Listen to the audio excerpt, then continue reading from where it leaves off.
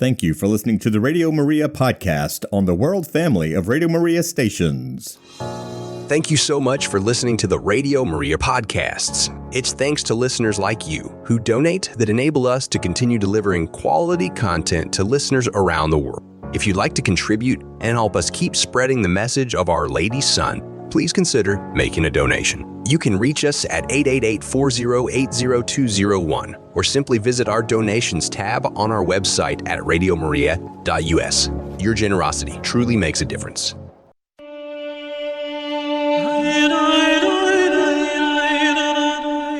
You are listening to Radio Maria, a Christian voice in your home. We now present our program, Jesus, the Promised Messiah of Judaism, with your host, Roy Schoeman.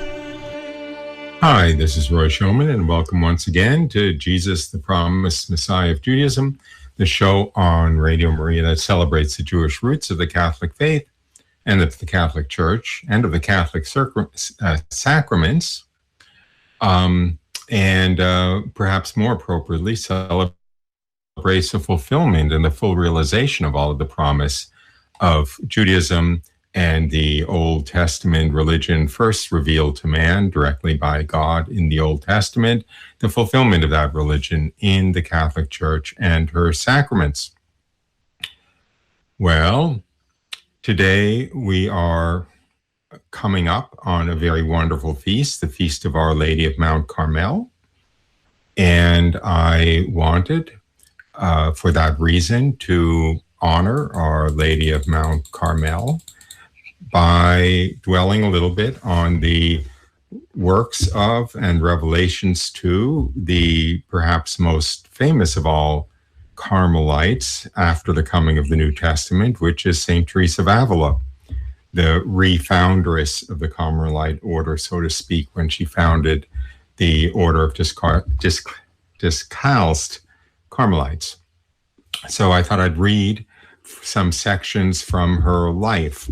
I know that there are a lot of famous quotes of St. Teresa of Avila that one comes across in nice little snippets, but I thought it was worthwhile to dwell on her at a little bit greater length. So I'm going to be reading, first I'm going to be reading some passages from chapter 39 of her life, and then I will, as time permits, be reading some more, I believe, from chapter 11 of her life.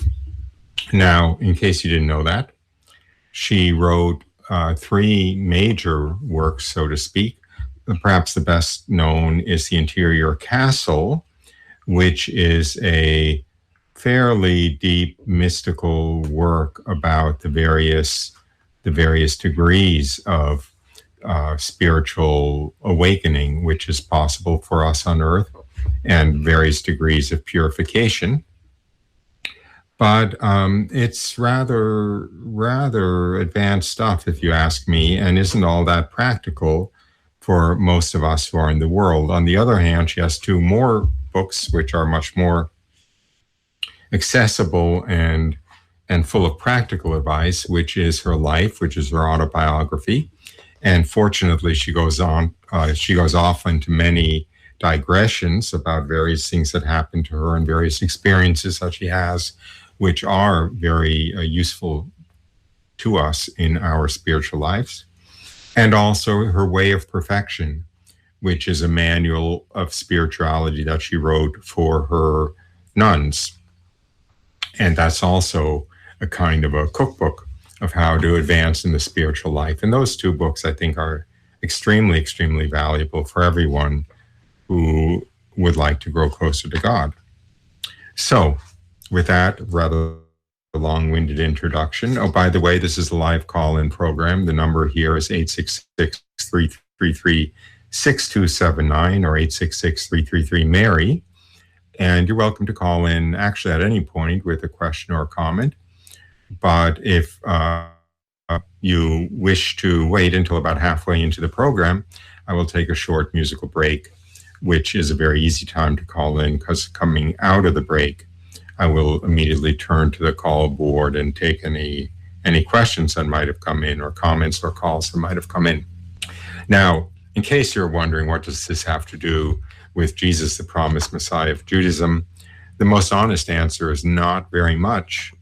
However, there's a little bit of a hook, which is that St. Teresa of Avila was from a converso family, from a family which had been Jewish, which had entered the Catholic Church, converted to Catholicism, I believe 2 generations before St. Teresa of Avila. I believe it was her grandfather who was originally Jewish and entered the Catholic Church, and then St. Teresa of Avila was his granddaughter.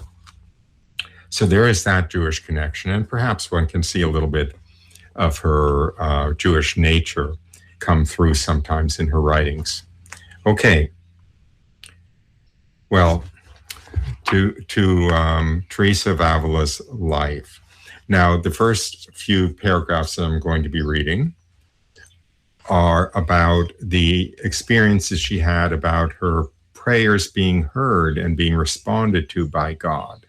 And I think this is very worthwhile to dwell on, because many of us spend a lot of our time praying, and including praying for intercession for various people and various causes. And we relatively rarely see the effects of those prayers. But that doesn't mean they aren't very powerful and that they are having very tangible results, both spiritually in the conversion and salvation of souls for whom we pray, and also temporally in the physical circumstances of the lives of those for whom we pray. And so St. Teresa of Avila is going to begin our show today with telling us about some of those experiences. So here goes, from chapter 39 of her life.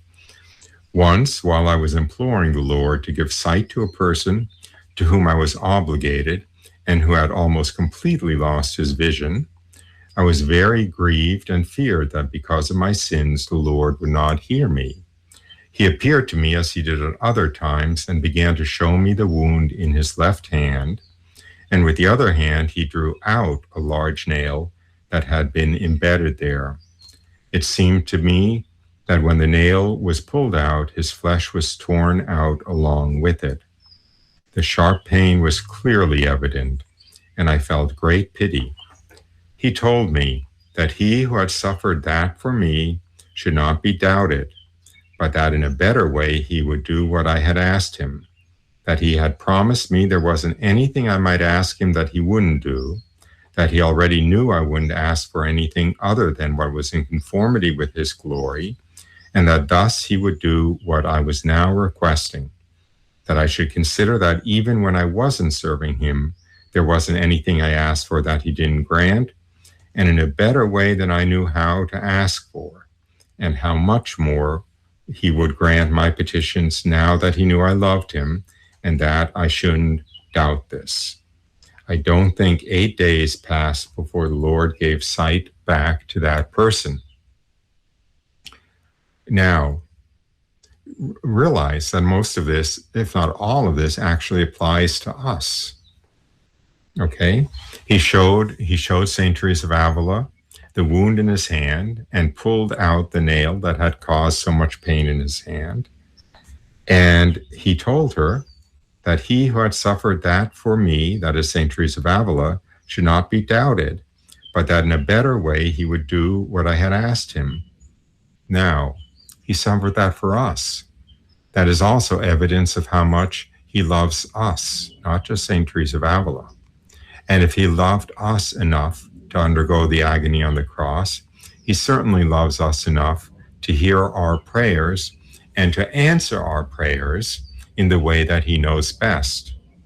Now, the one part that separates us from St. Teresa of Avila in this is that he says to her, I know that you wouldn't ask for anything which wasn't serving my glory better. And that's not true of us. We often ask him of things that do not serve his glory better. So he doesn't answer them exactly as we have asked, because they do not serve his glory best, but he answers them in a way that does serve his glory best. Whereas with St. Teresa of Avila, he was confident that her will was already so perfectly conformed to his that, as he said, she wouldn't ask for anything other than what was in conformity with his glory. However, the principle that he who suffered so much for her would not ignore her requests applies to us too. He will not ignore our requests. He said that in black and white in the Gospels, right? So, ask and you shall receive, and so forth. What father would give his son a bad gift when he asked for a good one, and so forth. So, continuing. I don't think 8 days passed before the Lord gave sight back to that person. My confessor knew of this soon afterward. It could be that this cure didn't come about because of my prayer, but since I had seen this vision, I felt such certitude that I thanked His Majesty as though the favor had been granted because of my request. At another time, there was a person very sick with the most painful illness. What he suffered for 2 months was unbearable. The torment was lacerating. My confessor, who was the rector I mentioned above, went to see him. He took great pity on him and told me I should by all means go to see him, that since he was a relative of mine, I could do this. I went and was moved to such pity for him that I began to beg the Lord insistently for his help. In this experience, I saw fully and clearly the favor he granted me. The next day, this person was completely cured of that affliction. I'll simply interject another short emphasis, which is we may not see the effects of our prayer. We may not always be sure that our prayer is efficacious.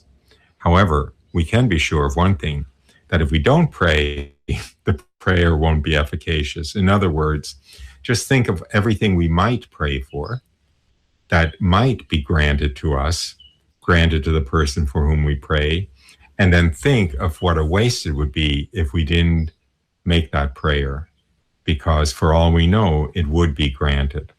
And often it is granted, and always it is heard. So really, there's no excuse to back off from prayer simply because we don't have confidence in the power of our prayers. We don't have confidence in the power of our prayers. This isn't magic. We're not affecting the result by praying. However, we are imploring something of the Lord, and we are sure that He is hearing our request and that He is responding to it. And we can be sure that He is hearing our prayer, and we can be sure of the power of Jesus and of His goodwill and of His desire to do what is best for the situation we're praying about. And therefore, we should have full confidence in the, quote, power, close quote, of our prayers, the effectiveness of our prayers, the influence of our prayers. Continuing. Once I felt severely troubled because I knew that a person to whom I was very much obligated desired to do something serious against the honor of God as well as his own. He was already very determined about the matter. My anxiety was so great I didn't know what to do. It no longer seemed there was any remedy to make him give up the idea. I begged the Lord with all my heart to provide a cure for him. But until seeing this cure, I wasn't able to find any alleviation in my affliction. Being in such a state, I went to a secluded hermitage, and while in the one with the painting of Christ at the pillar, and begging him to grant me this favor, I heard a very gentle voice speaking to me in a kind of whistling sound.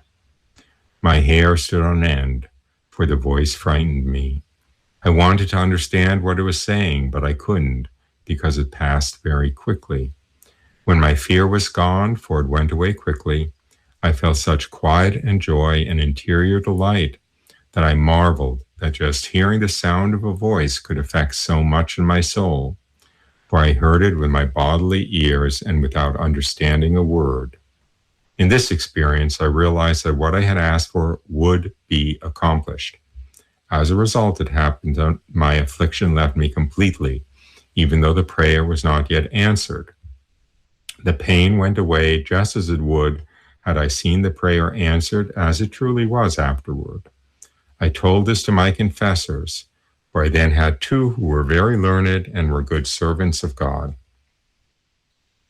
I will make another small interjection, which is, have you ever prayed for something with your whole heart and felt interiorly like the release of an interior pressure, like your prayer had been heard and was going to be answered?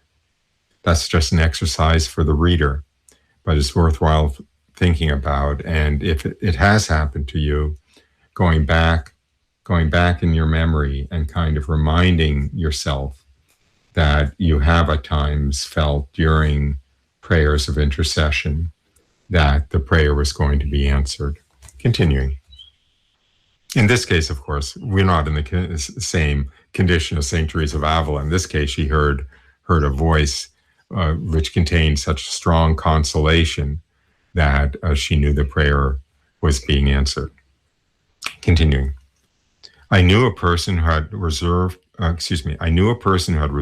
to serve God very earnestly and had devoted some days to prayer in which His Majesty granted him many favors. Because of some occasions of sin that he was in, he gave up prayer and did not withdraw from these occasions, and they were indeed very dangerous. This pained me deeply, since he was a person I loved very much and to whom I owed a great deal. I believe it was more than a month in which I didn't do anything else but beg God to bring this soul back to Himself. One day, while in prayer, I saw a devil at my side who was very angrily tearing to shreds some papers he had in his hands. This gave me great consolation, for it seemed to me that what I had been asking for had been accomplished. And so it was, for afterward I learned that this person had made his confession with great contrition and returned to God so sincerely that I hope in His Majesty he will always make progress. May God be blessed forever. One reason I'm reading these paragraphs is because there is so much to be learned from each one. But just imagine this. Just imagine when you pray for the conversion of somebody, when you pray that somebody that you know and love turn away from the sin or the vice or the bad direction that they're in, and you pray fervently. Just imagine that the devil is there, tearing up the contract he had that gave him rights over that person, because that's what the spiritual life is. It's spiritual warfare, and there are two sides. There's the side of God and there's the side of Satan. And when we apply pressure on the side of God, so to speak, we are frustrating the designs of Satan, and we are frustrating the rights, close quote, rights that he has over the person. We are getting, we're bringing the case to court and having the court dismiss the deed or the contract or the lease that Satan is holding over that person. So it's a very noble endeavor, praying for people, especially praying for people that they may convert and turn back to God and turn away from the things which are placing them under the devil's power. Continuing, it often happens that our Lord draws souls away from serious sin, and also that He leads others to greater perfection because of my beseeching Him. The Lord has granted me so many favors by freeing souls from purgatory and doing other noteworthy things that I would tire myself and tire whoever reads this if I mention them all. He has granted much more in regard to the health of souls than He has in regard to the health of bodies. This has become something well known, and there are many witnesses to it. At the beginning, it made me very scrupulous because I couldn't help believing that the Lord granted these favors because of my prayer, setting aside the main fact of His doing them solely out of His goodness. But now there are so many cases, and they are so obvious to other persons, that it doesn't bother me to believe this. I praise His Majesty and am embarrassed because I see that I'm more indebted to Him. The fact that He does this quickens my love and causes an increase in my desire to serve him. What amazes me more is that I'm unable to ask, even though I want to, for the things the Lord finds unsuitable. I feel so little enthusiasm, spirit, and concern that however much I want to force myself, it is impossible to ask. Whereas in the case of other things that His Majesty is going to do, I find I can pray for them often and with great insistence. Even when I don't have this concern myself, it seems to be put before me. So again, this is all by way of exhortation, of encouragement. But obviously, there is one prayer that's 100% guaranteed to be aligned with the will of Jesus and the will of God. And that is prayer for the conversion of sinners, prayer for the growth in holiness of other people. There is no circumstance under which God does not wish other people to grow in holiness. There's no circumstance in which God doesn't want people to turn away from sin. So if that's what we're praying for, we can be 100%, 1,000% confident that what we are asking for is aligned with the will of God and will definitely be responded to by God, because it is most certainly perfectly in alignment with His will. So you see there's a fundamental difference between praying for, let's say, that somebody who's going blind might have his sight restored, versus praying for somebody that's in a state of mortal sin to repent and get out of that state of mortal sin. Because God may know that if that person who's going blind recovered his sight, his soul would be lost. Whereas if he went blind, his soul would be saved. And therefore, of course, it's actually in no one's long-term interest that that person recovers his sight. God wants him to be saved, so it's not in alignment with God's will that he recovers his sight. However, if we're praying for somebody to turn away from sin and turn back to God, in that case, we know 100% that it is in alignment with God's will. And therefore, there is no circumstance in which that prayer isn't going to be efficacious. The person might resist the grace given as a result of that prayer and might still continue stubbornly in his sin. However, that prayer will result in graces for that person's conversion. And for better or for worse, we all have free will. And unfortunately, in some perverse sense, in some cases it's for worse, because we use our free will to turn away from God rather than to turn towards him. Of course, he gave us our free will so that we could turn towards him, because if we didn't have free will, we wouldn't be turning towards him out of ourselves. We'd be turning towards him as automatons, as machines being forced to turn towards him, whereas he wants our heart, he wants our will, he wants our conversion of heart, so that we will be prepared to be good citizens of heaven.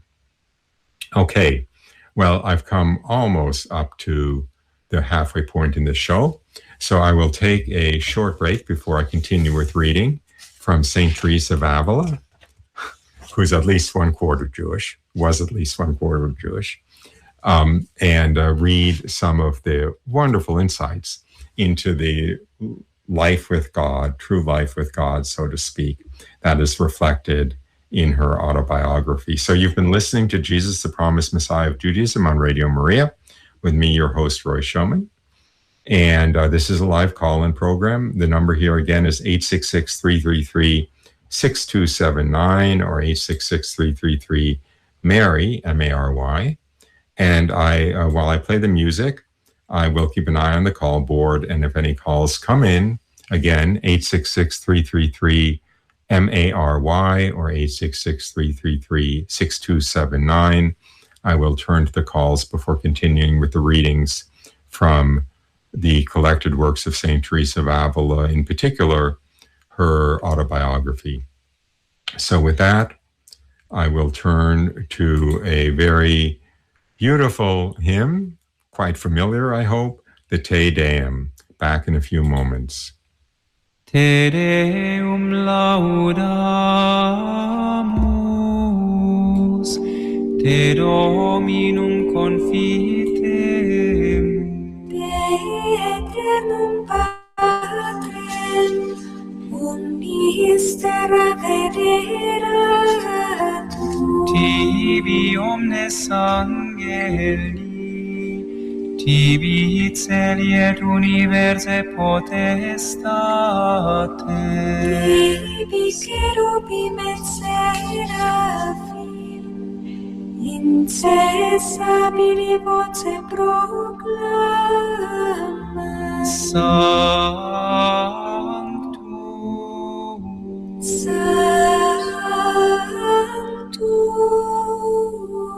Sanctus, Dominus Deus Sabaoth, pleni sunt celi et terra, majestatis gloriae Tue.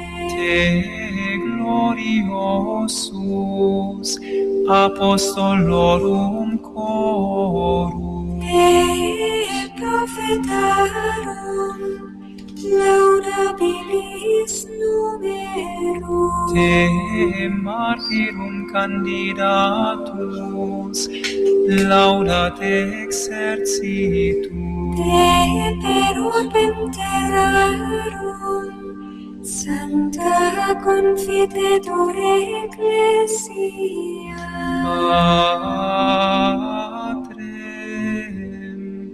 immense majestatis, venerandum tuum verum et unicum Filium, Sanctum quoque Paraclitum Spiritum, Tu rex gloriae Christe, Tu Patris sempiternus es Filius, Tu art liberandum susceptorus hominem, non moruisti virginis uterum, Tu de victo mortis aculeo, aperuisti credentibus regnat celorum, Tu art dexteram Dei sedes,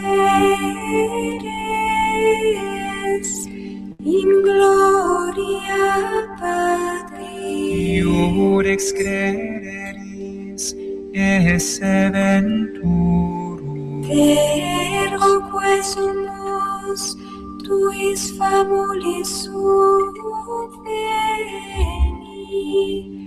quos preciosos sanguine redemisti, eterna fac, cum sanctis tuis in gloria numeraris, salvum fac populum tuum Domine, et benedicere hereditati Tue, et regeos et extole illos usque in aeternum, per singulos dies benedicimus Te, et laudamus nomen Tuum in saeculum, et in saeculum saeculi. dignare Domine Deisto, sine peccato nos custodire, Miserere nostri Domine, miserere nostri. fiat misericordia Tua, Domine, super nos, quem ad morum speravimus in Te Domine speravi, non confundar in eternum.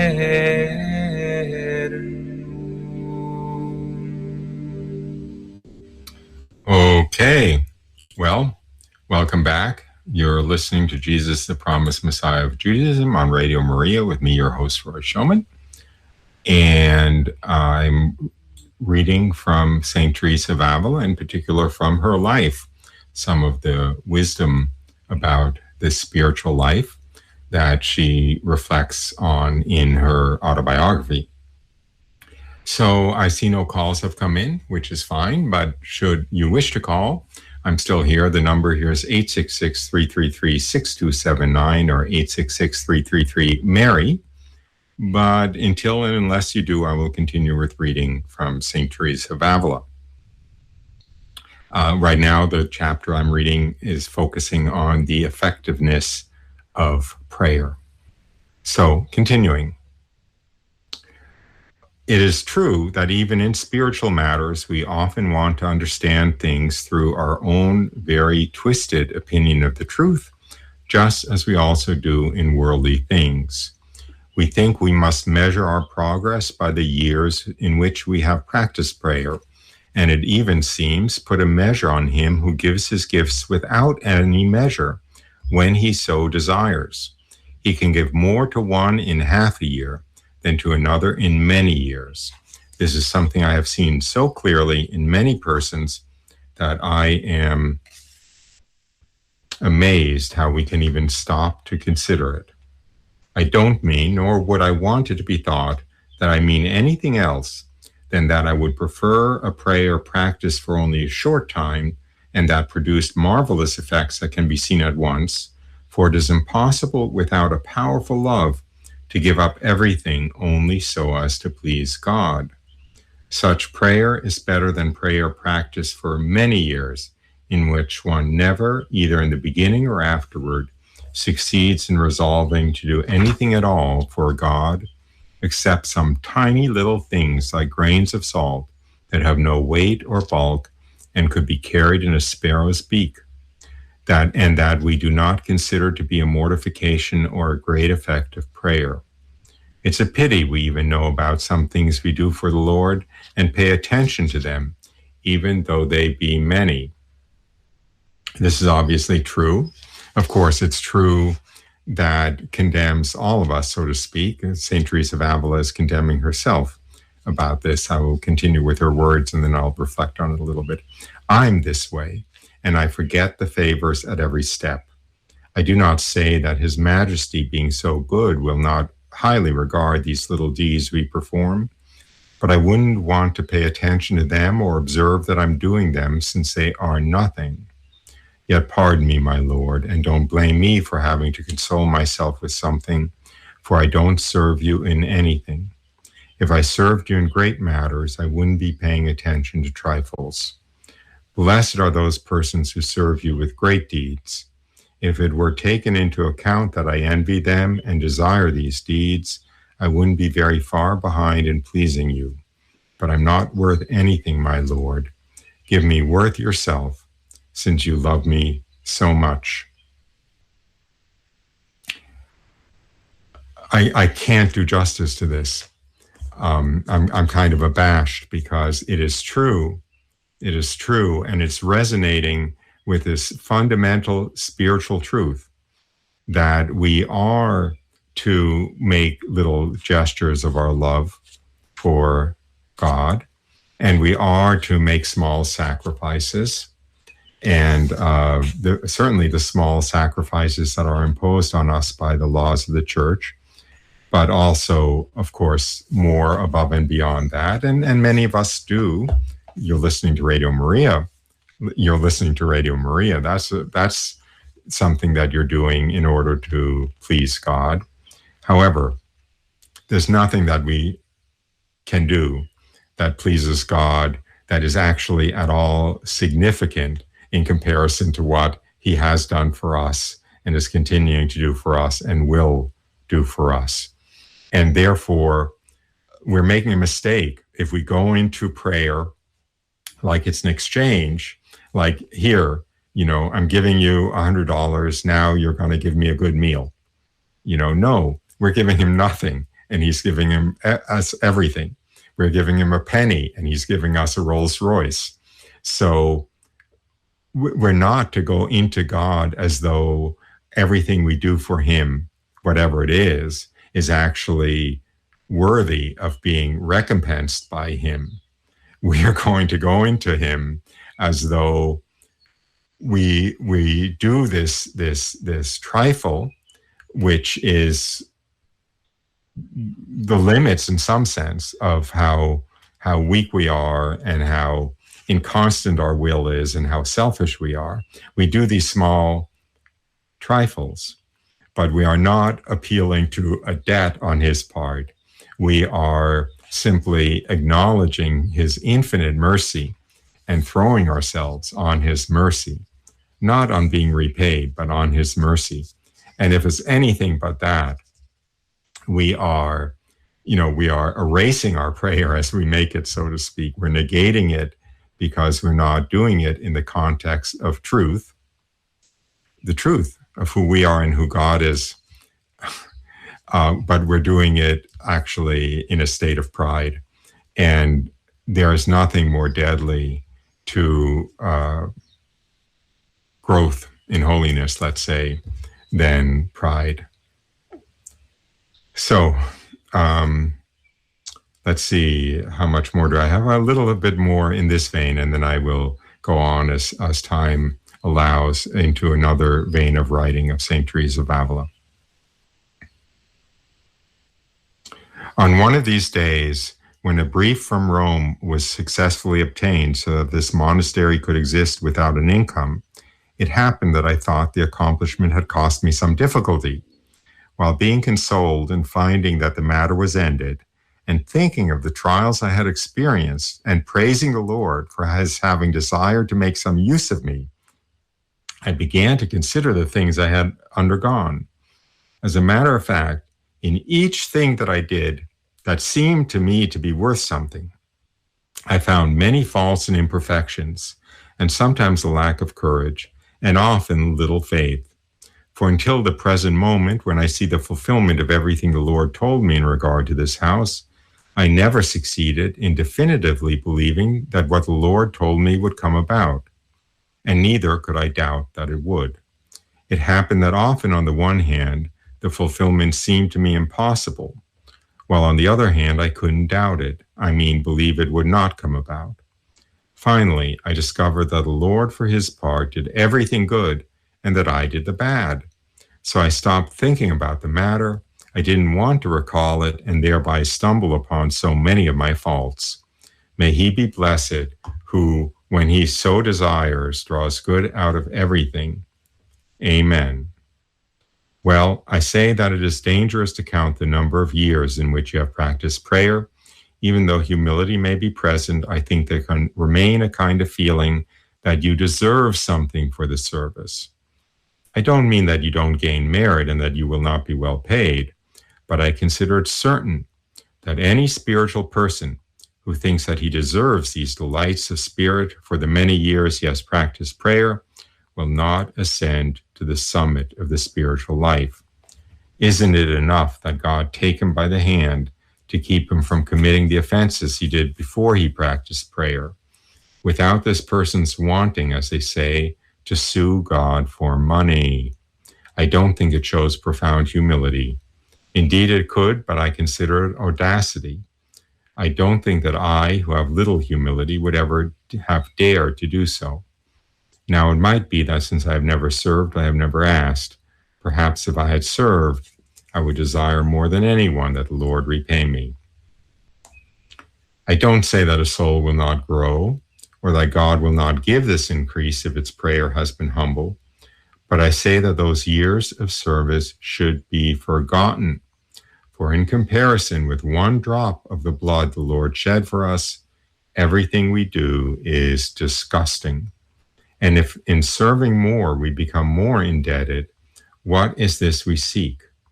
For if we pay 1 penny of the debt, we are given 1,000 gold coins in return.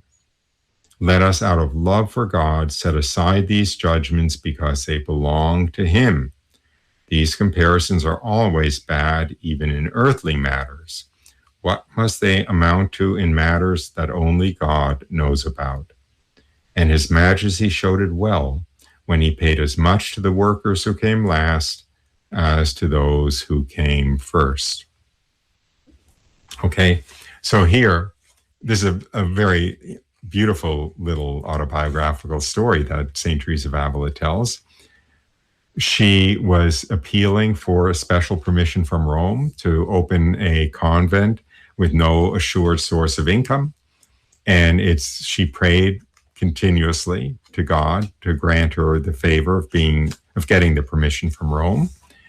And it seemed totally impossible to her, but she prayed nonetheless, even though she couldn't believe that there was any way it could be done.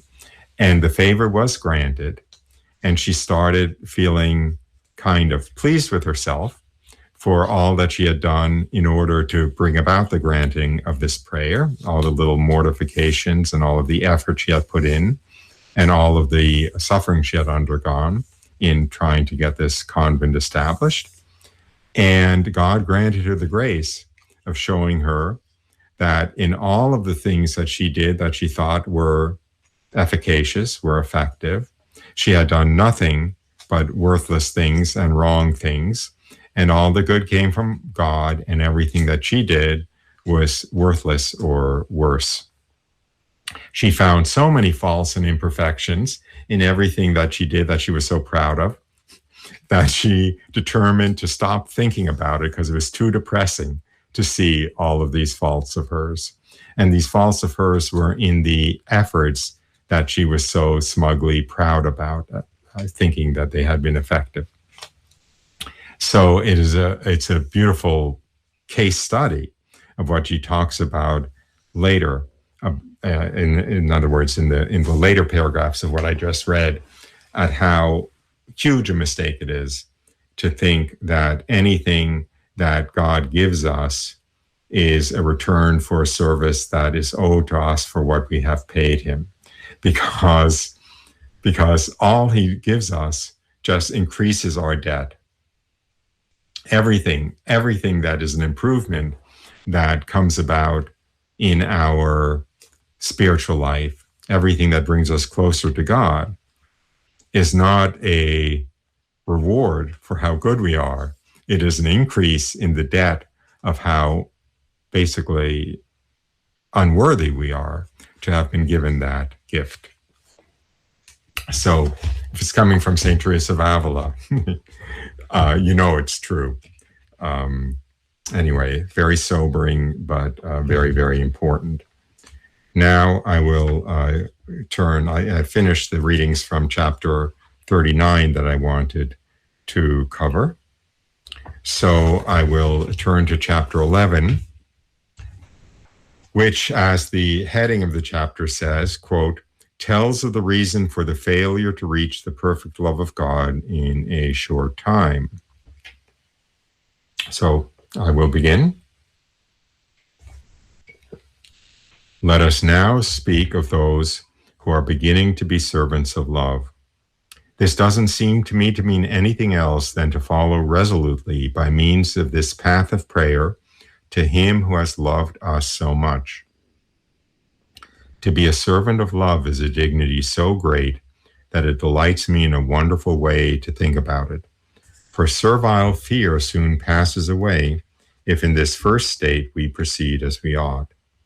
O Lord of my soul and my good, when a soul is determined to love you by doing what it can to leave all and occupy itself better in this divine love, why don't you desire that it enjoys soon the ascent to the possession of perfect love? I have poorly expressed myself. I should have mentioned and complained that we ourselves do not desire this. The whole fault is ours if we don't soon reach the enjoyment of a dignity so great, for the perfect attainment of this true love of God brings with it every blessing.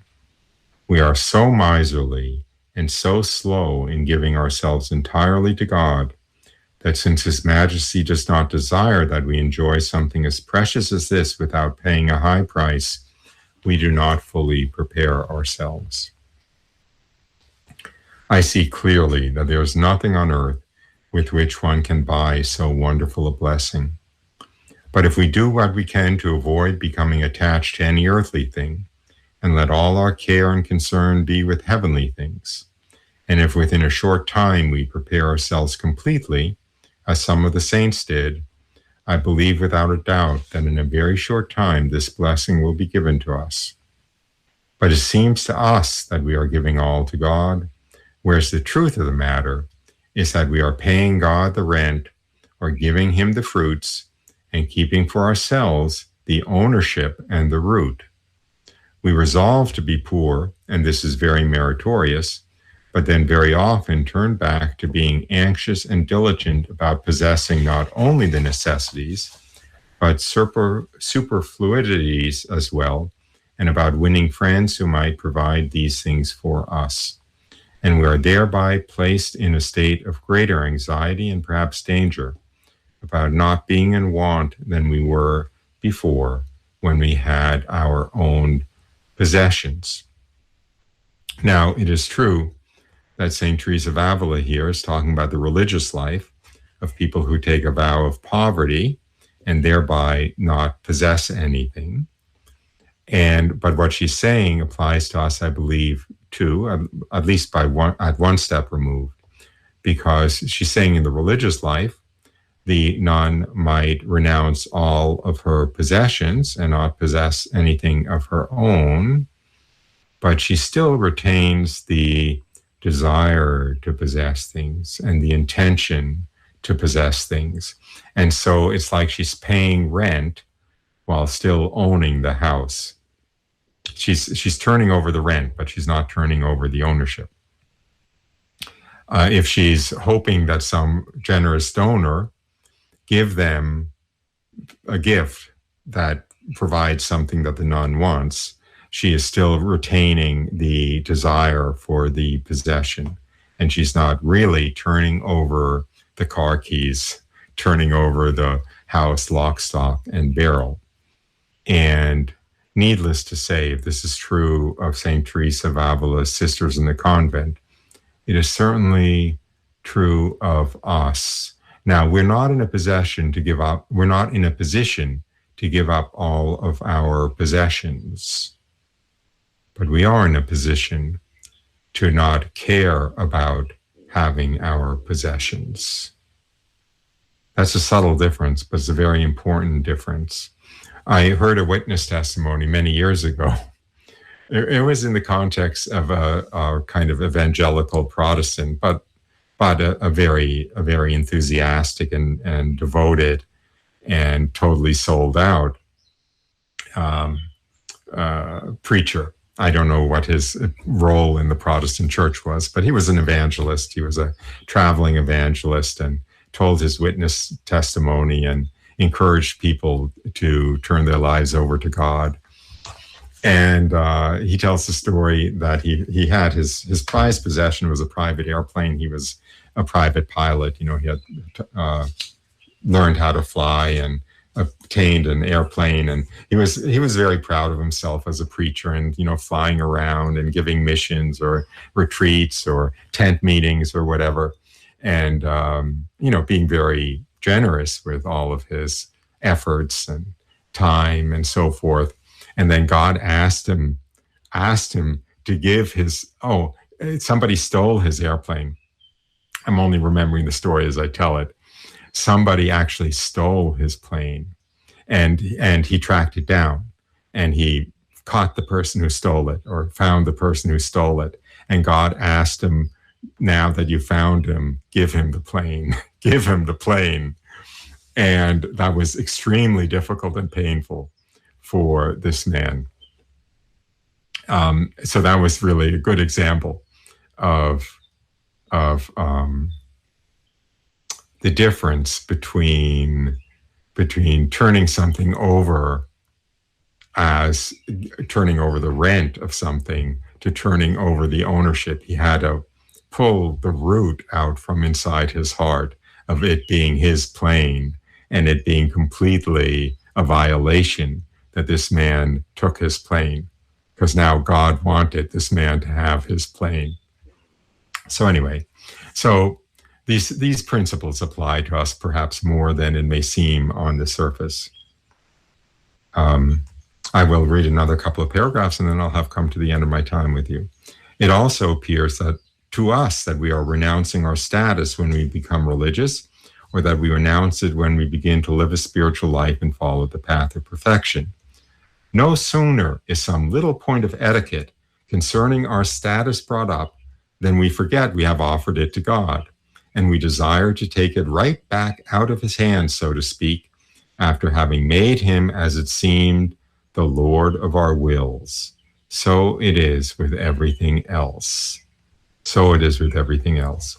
What a charming way to seek the love of God. And then we desire it with our hands full, as they say.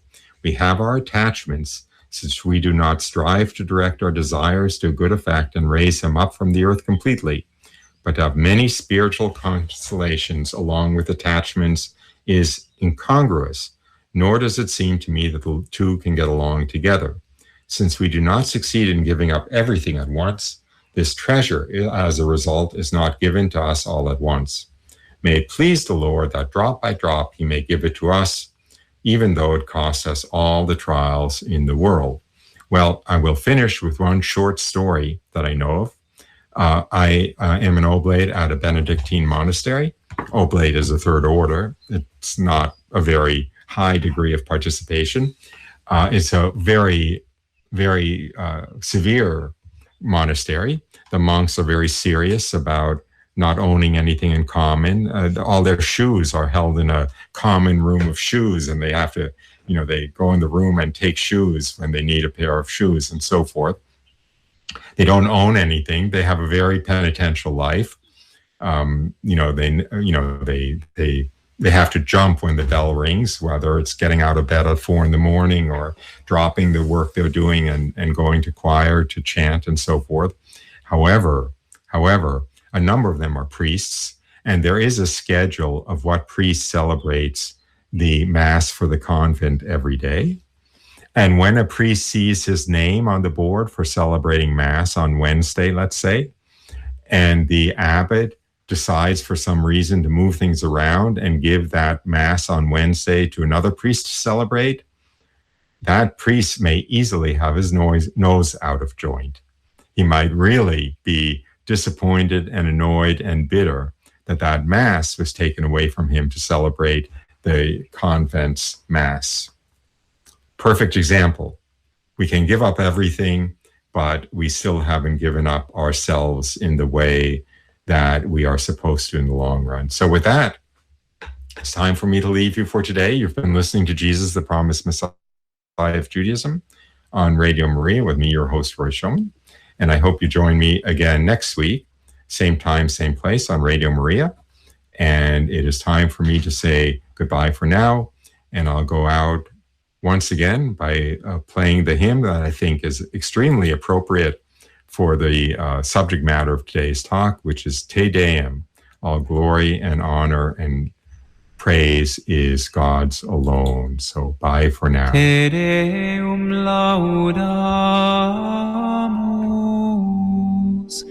Te Dominum confitemus, Dei eternum Patrem, omnis terra veneratum, Tibi omnes angeli, Tibi celi et universe potestate, Tibi cherubim et seraphim, incessabili voce proclama, Sanctus,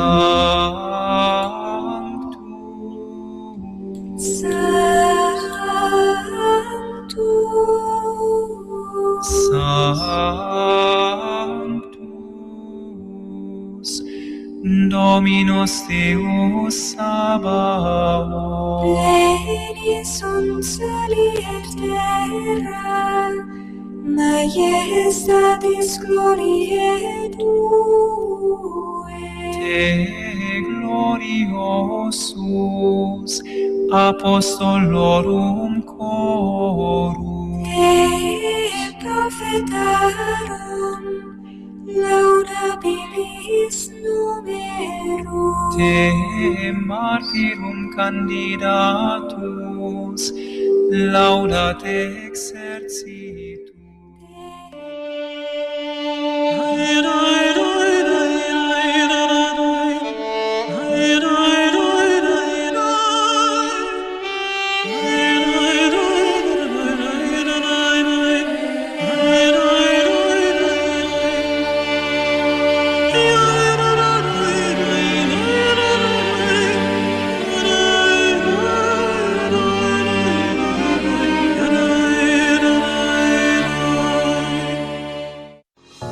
Thank you so much for listening to the Radio Maria podcasts. It's thanks to listeners like you who donate that enable us to continue delivering quality content to listeners around the world. If you'd like to contribute and help us keep spreading the message of Our Lady's Son, please consider making a donation. You can reach us at 888-408-0201 or simply visit our donations tab on our website at radiomaria.us. Your generosity truly makes a difference. This has been a Radio Maria production.